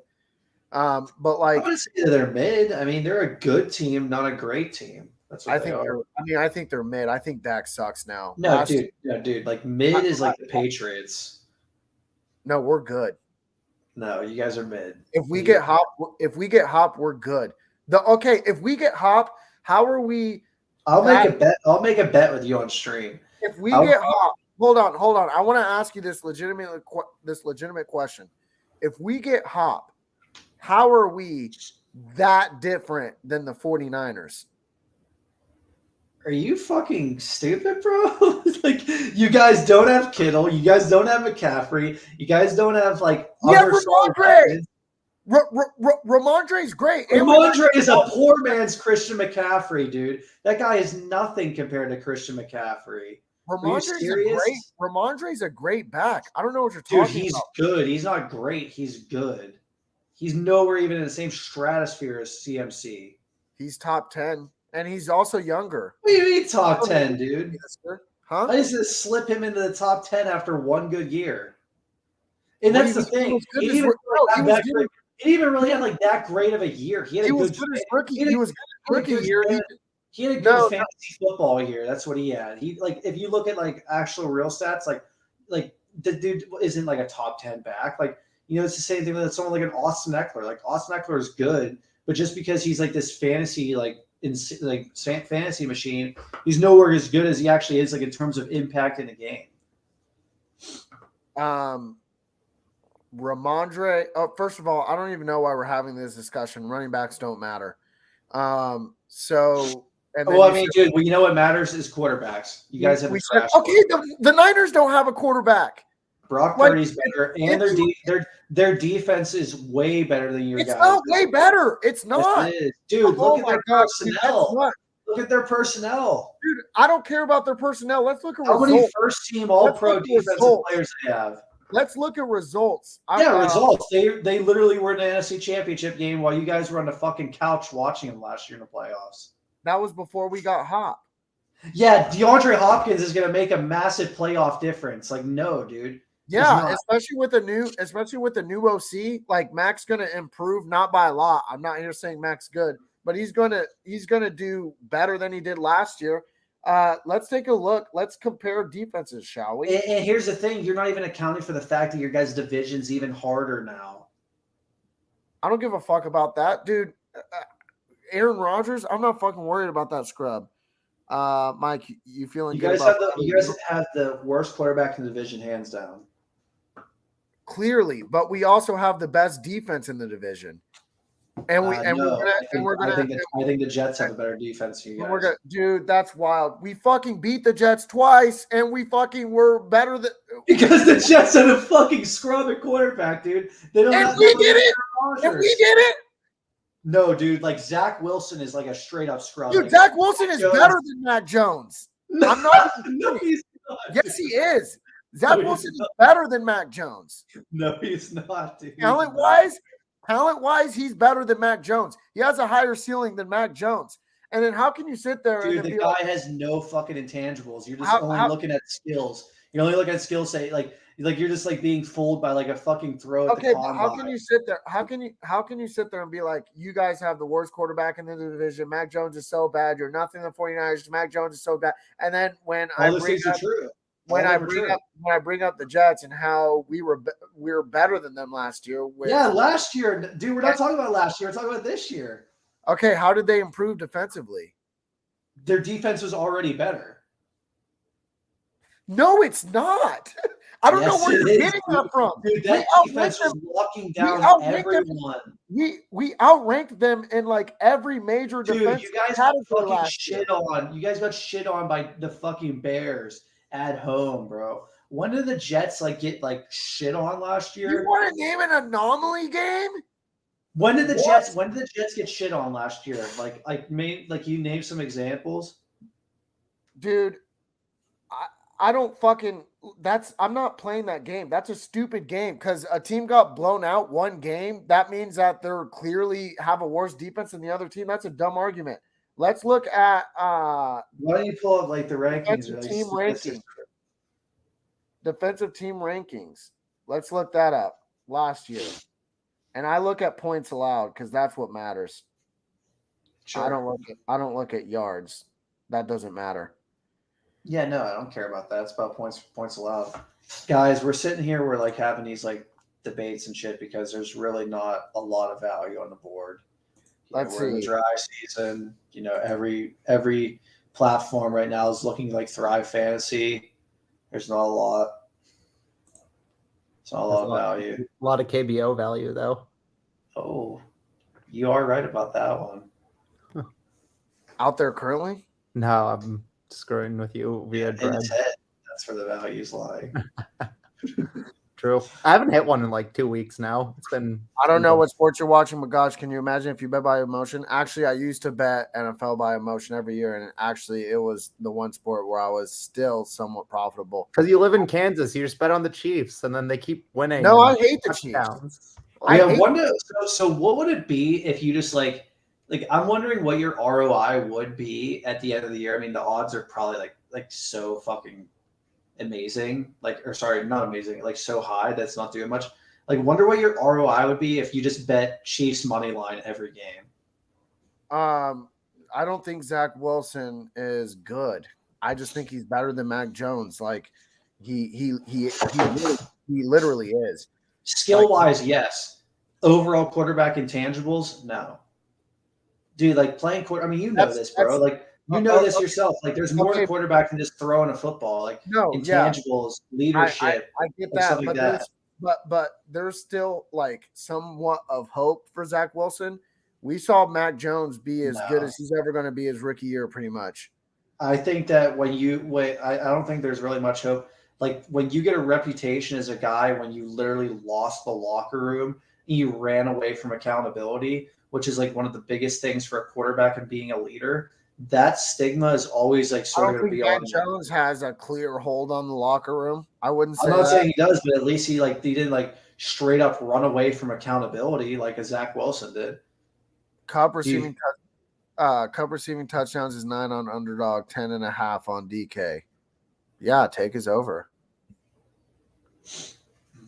Who else actually, before I say that, is there anything else besides DK? I haven't found anything else. I'm a Cowboy. Take it easy, LOL. Hey, I don't hate on the Cowboys like Drew does. I'm not even a Cowboys hater. Like just the fans sometimes annoy me. Fields gonna be better this year. Leap time. I don't know about that. He can run, that's for sure. But okay, here I'll ask you a question for both of you. Who do you guys think is going to be like? You know how like every year there's like a shock team, like a team who like shocks the fuck out of the league. Like last year, I told my buddy before the season started, I'm like, all the stars are aligning for Philly, and I literally told him my preseason MVP pick was Jalen Hurts. Oh, I thought about doing a DGen Eagles win Super Bowl bet last year, and I know that doesn't mean anything because I didn't lock it in. But win the NFC. But my 3 teams in the NFC last year were I'm pretty sure I loved Tampa. Obviously they underperformed by a lot. San Francisco and Philly. Unless I'm missing a team that was supposed to do good and did terribly. I wasn't on the Rams anymore. I thought the Rams was clearly like this. We're gonna get this one ring. Yeah, they went all in, bro. They put all their chips on the table. I wasn't on the Packers because I knew the Packers would. And their receiver situation was a disaster. Like they traded Devontae Adams, but they didn't replace him. Like that's just insane. Okay. So who do you guys think is going to be like the team that shocks the league? It depends what you mean by shock. Like potential Super Bowl run. We can go that far, but we can also just go by like a team that far exceeds expectations. I always like the Lions. I still don't think that they've hit their peak. Oh, bro, they're not shocking. Like everybody expects them to be good. Like people are literally saying they're going to win the division. People are saying they're going to win the division this year. Like they're a division favorite. Oh, I was big on Giants last year, but not to go to the Super Bowl, just like to significantly improve, which they did. The thing about the Giants is they overpaid the shit out of Daniel Jones, and Daniel Jones isn't good. So that's a problem. And also, they don't have any weapons. Did they draft a receiver? I can't remember. But they don't have any weapons. I think they did. Zach Wilson is better than Mac Jones if you were dropped and hit on your head as a baby. They both suck. I don't know. I don't know why everyone's coming out here like, oh my fucking God, how could you possibly like they both suck. It's not like I'm comparing Aaron Rodgers to fucking Desmond Ritter. Dude, the chat's like dunking on you right now. I don't give a fuck. Saying that Mac Jones is blatantly better than Zach Wilson or vice versa is a bad take anyway. They both suck. They're both bad at their jobs. So I don't understand where all the Mac Jones, like, what are you guys watching? Because I watch every Patriots game and the guys.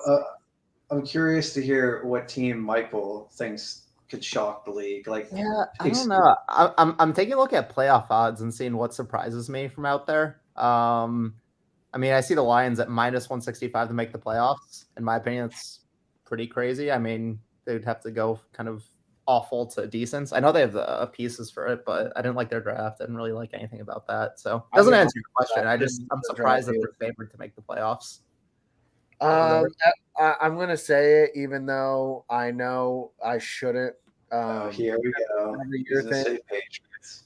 No, I wasn't gonna fucking say Patriots. But the Chargers have the talent. They always do. But yeah, they always do. They just Chokers. They don't have the coach. But the Chargers have the talent, and if they were able to put it together this year, like, it wouldn't surprise me because we've all been waiting for this for a while now. I see Bears. I'd love the Bears. I mean, I'm in Chicago right now. I'm a Chicago boy, so I mean, I'd love to see it. I don't think they have the receiving core for that yet. Justin Fields can only do so much. I don't really believe in Chase Claypool. He's not. Chase Claypool blows. Well, you guys do have DJ Moore now. Yeah, again, he kind of wasn't great on the. He can't help. He can't help someone who can't throw, and I'm just not sold on Justin Fields' arm. I'm not entirely sold on Justin Fields as a quarterback, but for like a fantasy player, it's amazing. I'm not either. Yeah, and I think that's. I don't think Justin Fields can throw the ball. And I think that's the thing. I think everyone's high on Justin Fields because of fantasy, but he's not a good quarterback. Yeah, I agree. I don't think that he's that great either. He's great for fantasy, though. From what we've seen, yeah, it's just all leg work. I mean, like, even Lamar Jackson throws better than he does, and I wouldn't say Lamar Jackson is particularly great, but he has the ability to throw, which I have not seen with Justin Fields. But yeah, I could see Chargers putting it together and finally being decent. The Saints are. The Saints are the team. I think the team that's going to shock the league is going to be the Steelers. Oh my fucking god! Okay, yeah, the Steelers are going to win. The Steelers are going to win 12 games, man. Back to what I was saying. The Saints, I think, will be a lot better. No, but why do you honestly think that? Like, why do you think that they won't? That the Steelers won't win 12 games? Yeah. We've been through this. No, but why? Why do you think that they won't win 12 games? Because they're not that good. Defense is good. The weapons are good. The offensive line is massively improved. We had the second best draft outside of Philly. Okay, you're not. TJ Watt missed like half the fucking season, and we still won 9 games. We went through their schedule. Yeah, I think you guys will win like 9 or 10 games. Your division I'm telling you, dude. Your division got better. I think that we honestly might win the division.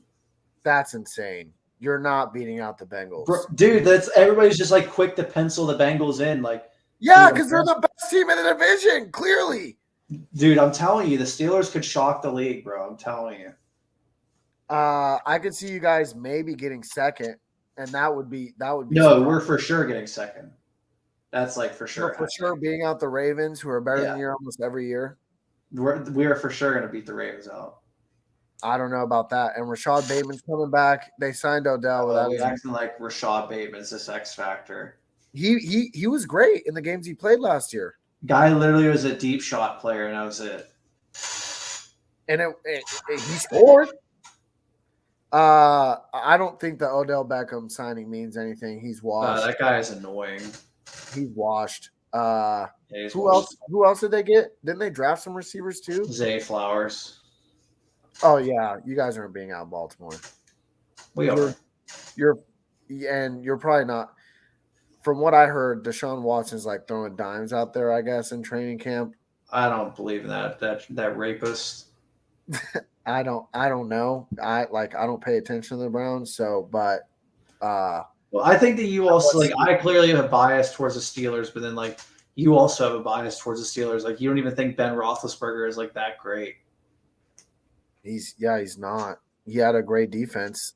Dude, he's a top 20 quarterback, like pretty much undisputed, like all time. He's not a top 5 QB that I grew up watching. And so what I mean because he played the era of Peyton Manning, Drew Brees, Aaron Rodgers, Brett Favre, Mahomes, Brady. Yeah, he's not better than those guys. Yeah, so that's what I mean by those are top 10 guys. So that's why. Okay, so what I mean when I say he's not that great, I mean he's not as great as Steeler fans make it out to be, which is like this certified fucking beast who's like on those guys' level. He's Oh, not. here we got a good question. Read Dan's He's a chat. tier below them. Read Dan's question. Big Ben was clearly better than Eli. Come on. Okay. All right, we'll take it to the next level. Who is Don't better? throw me softball. Who is better, Big Ben or Phil Rivers? Oh, Philip Rivers was blatantly better. Fuck no. I don't know about blatantly, but Philip Rivers was better. The guy who couldn't do shit in the playoffs. Dude, the Chargers are cursed. You can't hold that against them. Yeah, well, he had teams. He had quality players on his team, and bro, he had fucking LaDainian Tomlinson. He had fucking Antonio Gates. Yeah, and he was a Hall of Fame QB. Damn, dude. Yeah, I'm honestly in the camp of like Eli Manning should 100% be a Hall of Famer. Like other people, like 2 more joints. So you think Eli's better than Big Ben? No. He's saying that towards Philip Rivers versus Ben. I bet. Yeah, Philip Rivers is better. Philip Rivers is better. He doesn't have the rings for it because he didn't have the coaching and he didn't have the defense. Yeah. I think that Eli Manning is not great. Eli Manning's not great, but the thing is that why Eli Manning 1,000,000% deserves to be in the Hall of Fame is that you can't tell the story of the NFL without him. You just can't. Yeah, there's an argument that like legacy matters, and I don't really care about the Hall of Fame, honestly, at the end of the day. The NFL Hall of Fame is very hard to get into, and like it's a very prestigious honor. Well, then Eli Manning's 100% because he fucking is not that good. Dude, he was amazing in the playoffs. I would rather be Eli Manning clutch his fucking playoffs rather than Philip Rivers. No, dude, because Eli Manning did it several times, not just one magic carpet ride to the Super Bowl. He did it. And on top of that, he fucking beat the undefeated team, bro. Yeah, apparently. A team with one of the greatest defenses. Yeah. He did it. Dude. I mean, bro, like if you were let's say, okay, would you rather be Eli Manning or would you rather be Philip Rivers? Like whose legacy would you rather have? Okay, yeah, but yeah, Philip Rivers was a better quarterback on a worse team. I don't know what you want me to say. You think Eli was better than Philip Rivers?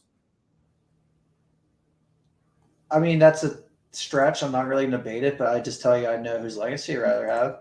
Oh, dude, it's not even a stretch. It's not even close. Philip Rivers was clearly better. Just because he didn't have, he was not. First of all, he never had as good of a defense as Big Ben ever had or Eli ever had. Yeah, Dredd wants us to talk about betting. There's really not much we could do, bro. There's a good Marcus Simeon play on Hot Streak I'm about to take. But yeah, I don't know what you want me to say. I mean, Philip Rivers was better. Eli Manning has the better legacy, I guess. Eli literally made Odell. Dude, what are you on? That's insane. That's insane. Who said Eli? If you guys don't flame him as much as you flame me for my reasonable takes, then you're being biased. Because I said Zach Wilson is better than Mac Jones. Everyone lost their minds. This guy's saying I literally made Odell, and I don't see anything. Oh, that's hilarious. Eli made Odell. Look at Odell without Eli. Dude, this guy, he's just going full retard. I think he's trolling. Never go full retard, dude. I think he's trolling. Look at Odell. No, he's being serious. He's doubling down. I think he's trolling, though. Yeah, no, exactly. Dredd, actually, for once, you're not cyberbullying me. Yeah, Zach Wilson and Mac Jones both suck. So to say Zach Wilson is better than Mac Jones is not that fucking crazy. Honestly, I'd probably rather have Zach Wilson on my team. Yeah, dude, this sucks. Like, I want to be ripping plays, but there's nothing that we can hit. NFL season, though. Yeah, NFL is going to be fun. Is it time for the KBO slip? Oh, I think it's time. Is there KBO? There's always KBO. Well, there's there's always KBO time, dude. nothing popped up on Prize Picks yet. No, it's still this League of Legends shit. I mean, not shit. Hey, you can call it what you want to call it. We've locked in some LOL plays. Alrighty. Let's do it.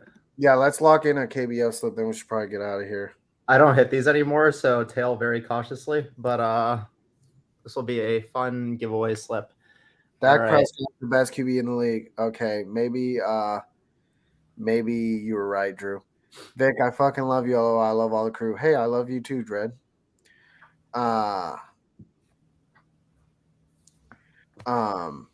Anyways, sorry. I just saw that Dak Prescott is the best QB in the league thing. What the fuck? Who said that? Oh, dude, that's one of my friends, Fuzzy Korma. Yeah, what the fuck, dude? He's trolling. He's trolling. Thank God that wasn't like someone being serious. I love you too, Daniel. Dirty Dan. Yeah, no, that sucks now. I don't know if people know that yet. And I honestly hate to see it. The thing about Dak, hate to see it because I love Dak like as a person. Oh yeah, you gotta love Dak. He's a solid guy. He's not there anymore. Yeah, but dude, the thing is about Dak is that Dak, his whole fucking career, had every like piece around him, everything like offensive line, weapons, defense, everything, and he still can't do shit, bro. Like eventually you gotta look at it like it's on him, bro. It is. No, that playoff loss. What was the one where he slid and there wasn't enough time or whatever the fuck? He played bad in that game, dude. He didn't play good. Mike McCarthy sucks. Sure, he's a shit coach, but Dak played awful. Can you filter the screen to KBO only? Honestly, not a bad idea if we want to build a KBO. He's screwing with you. It's only going to show 50% on everything. Yeah. God damn it. Give Michael the screen for KBO. Just after you gave me some hearts. All right. Do this to me. All right. Giveaway slip. Let's do it. Daniel, you're all good, bro. Do your thing. I love you too. Anyway, go ahead.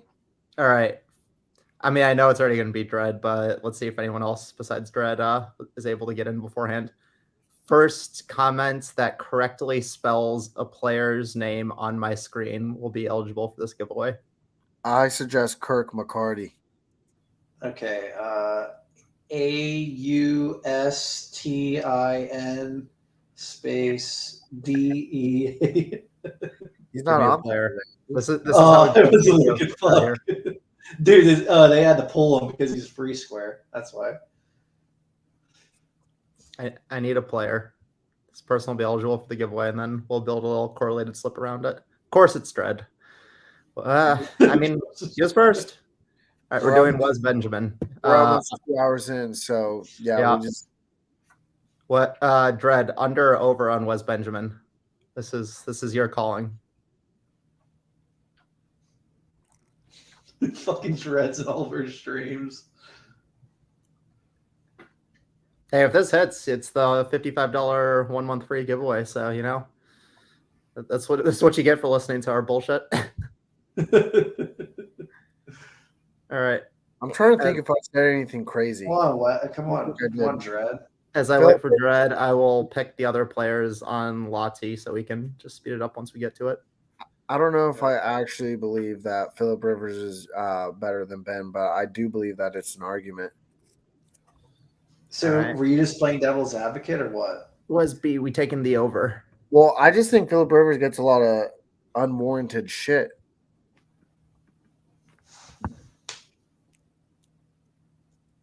Like, I think it's overrated. There we go. That's the slip. We got the slip. So the slip here is this is the Dread giveaway slip. So $55, 1 month free if the slip hits. I know you watch us, so honestly, I don't need the screenshot. Let's be honest here. Yeah. Was Benjamin over 5.5 hits allowed? An Chi Hong over 1.5 total bases. Han Dong Hui, probably a DNP, let's be honest. I doubt that guy's playing. And Junwoo Jian over 2 HRR. So where's our boy Sung Chung Choi? That's like the usual suspect.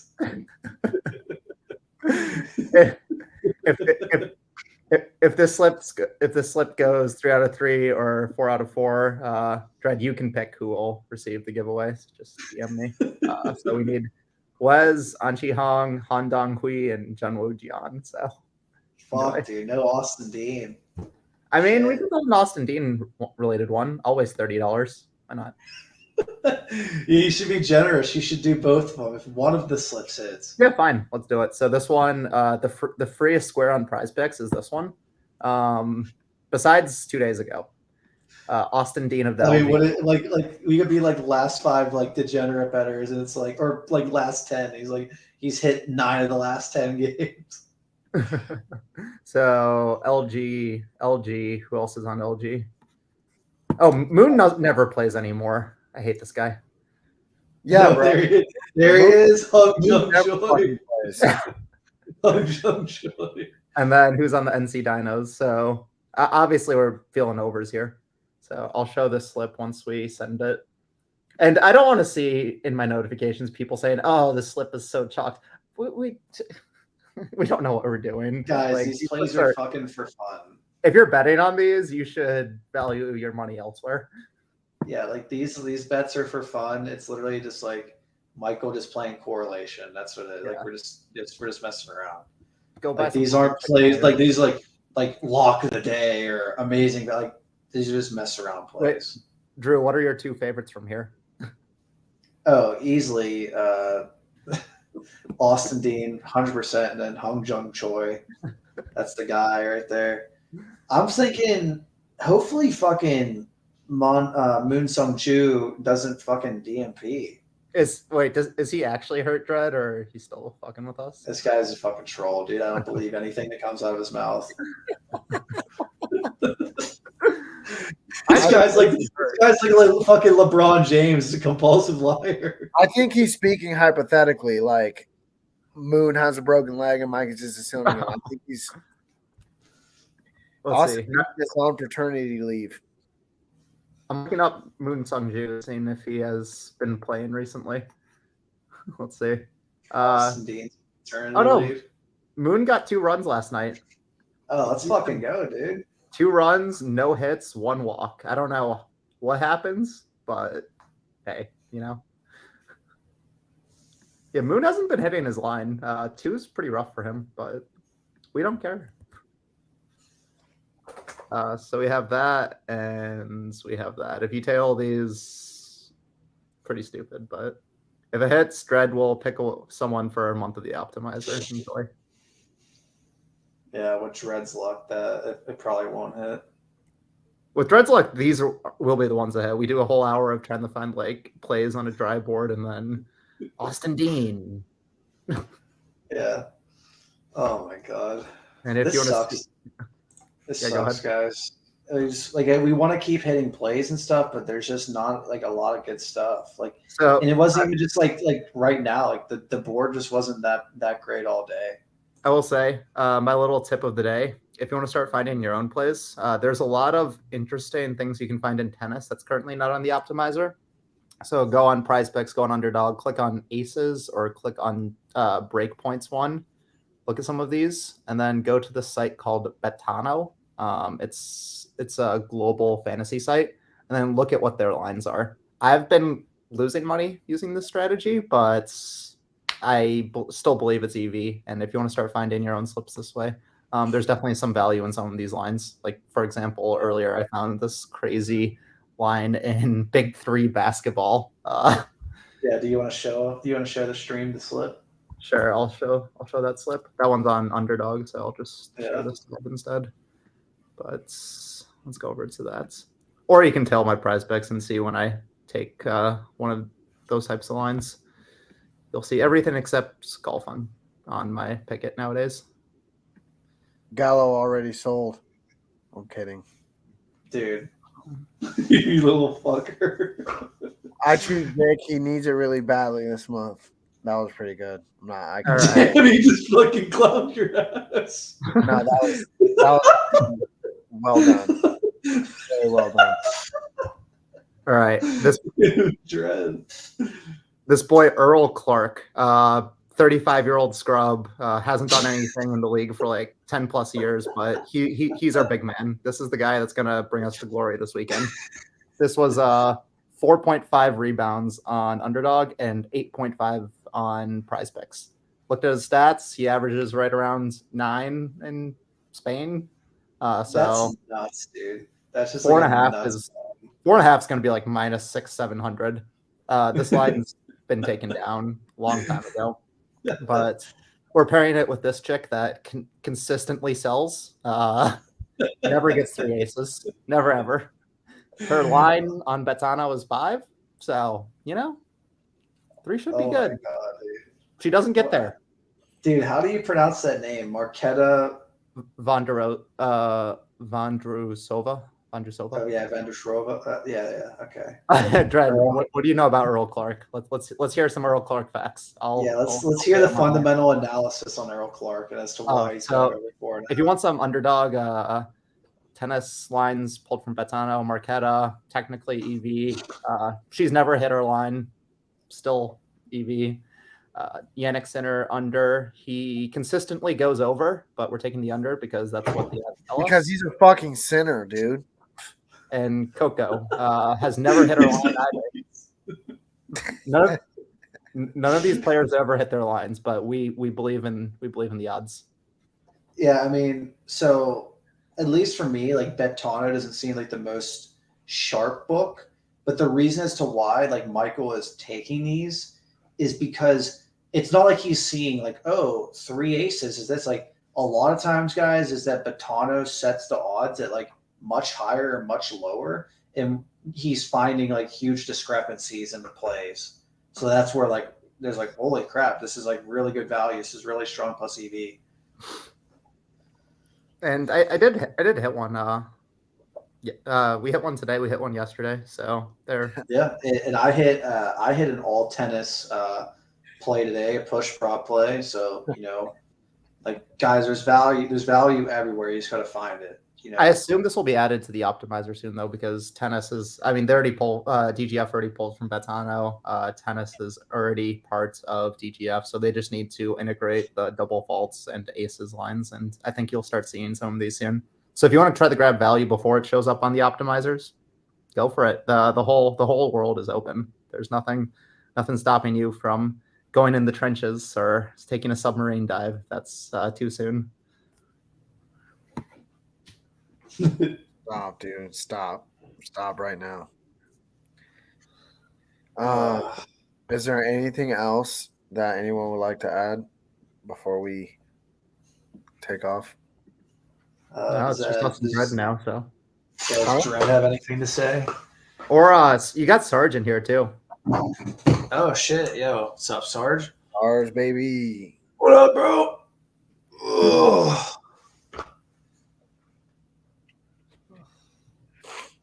Anyone got any final words? No, Vic, you're our final words of wisdom guy here. You need Is that a Harvard hat you're wearing? Yeah. Oh, okay. I just noticed that. Sarge is commenting on the sunglasses on Twitter. Is that okay? The sunglasses? My hat. No, I just noticed it. Just something I noticed you're wearing. WKP's not kidding about Eli. Thank you, Daniel. He said what we were all thinking. He said something about my sunglasses on Twitter. Yeah, the sunglasses. Why? LOL.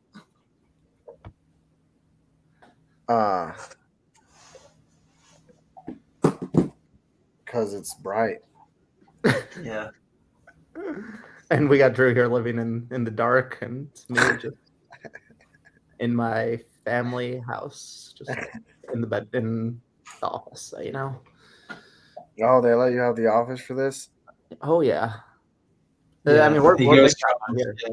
he goes from sitting outside of a Chick-fil-A at the airport to now getting an office space for the stream. Major upgrade. No. Monday you'll see me out in Broadway in Nashville, so let's see. Oh my god. Does your wife have any sisters? Dread asks. Wait, I thought that Dread was Thank oh, you. no, I don't know if I can say that on stream. Never mind. Thank you, Sarge.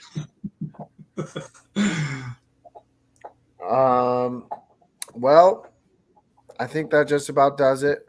You guys follow us on Twitter at MetroPassMike, at DM Props, at VixPickSports. There's a link in the bio for $5 off your first month, and you get a 3-day free trial for the optimizer.